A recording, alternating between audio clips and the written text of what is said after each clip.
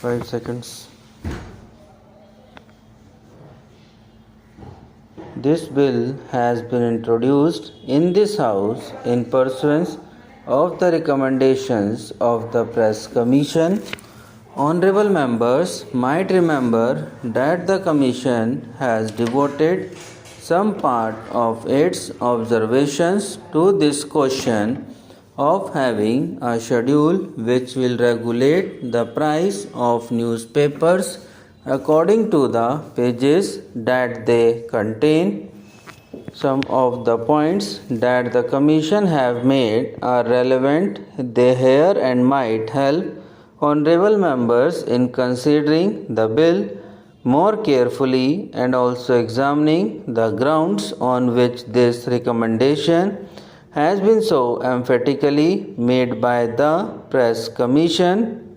The Commission says in para 205 that in the present newspaper industry of this country, papers of long standing which have been able to build up a large and stable volume of advertisement revenue are in a very advantageous position as compared to others who have just entered the field.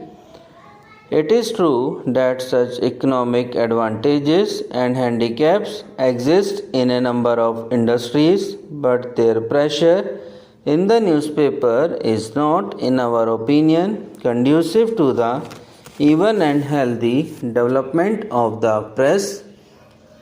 Newspapers serve as media for the free exchange of information and of ideas. The proper functioning of democracy requires that every individual should have equal opportunity insofar as this can be achieved to put forward his opinion.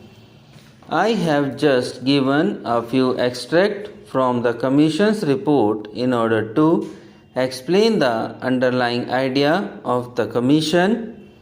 The main aim of the Commission's recommendation is to see that a fair price is guaranteed to independent small papers and thus enable them to resist competition from bigger and richer papers. It is also to protect such papers against unfair price competition such as exists in other industrial commodities like cornering, price cutting, etc. It is the Commission's contention that though such practices might be tolerated within a certain limit in other industries, it should not be so in the press industry, where we have the medium of expression of public opinion and where cornering by a person or a group of persons of this medium would mean the passing of this medium into the hands of a few persons and their monopolizing the medium of public opinion and throttling the expression of opinion by others who would like to place their views before the public. This, in their opinion, would be practically amounting to a denial of the freedom of expression, and it is in that light that they have made this recommendation. The commissions have said that they have examined many schemes as to how it would be possible to ensure the largest amount of freedom of expression, and they felt that this was probably one of the most effective ways by which we can ensure freedom of expression. I would like here to mention that when the Commission's report came out, the government had discussions regarding those recommendations, and the recommendation regarding price page schedules was also one of those important recommendations which were discussed with a number of organizations which were concerned with the newspaper industry. the All India Newspaper Editor Conference, the Indian Federation of Working Journalists, the Indian Eastern Newspapers Society, the Indian Language Newspapers Association, and also a large number of individual newspaper editors and proprietors were consulted. This discussion took place many times and the pros and cons of this question were thoroughly discussed. We found that the majority of the members were very much in favor of some such legislation and restriction. There is no doubt that some of the papers were against it, but that was to be expected.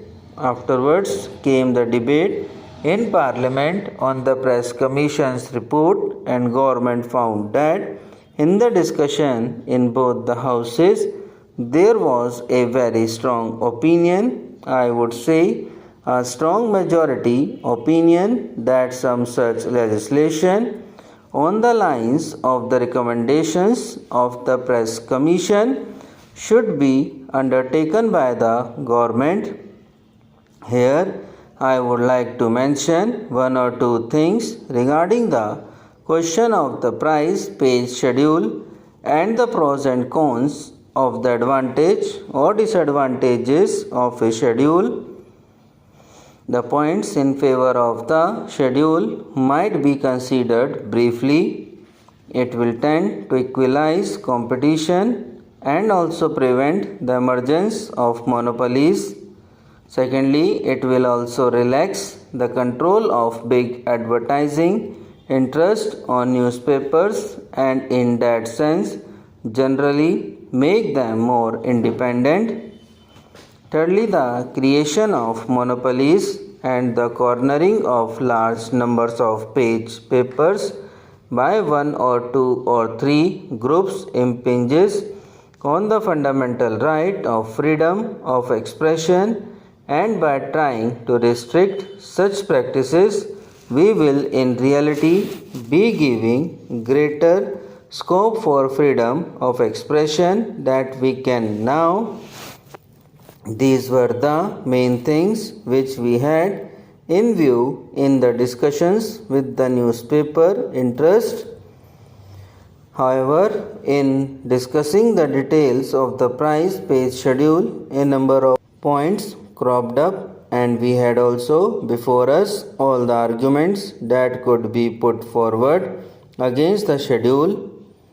We certainly carefully considered all of them. One of the points which was brought forward was that this was something quite new and was therefore likely to create a very unfavorable press and unfavorable reactions regarding our country in the international world.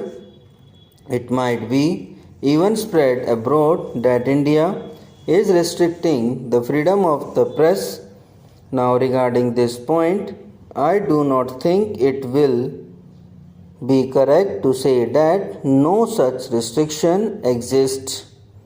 Even today and formerly on a greater scale in Great Britain, the price page schedule existed and exists.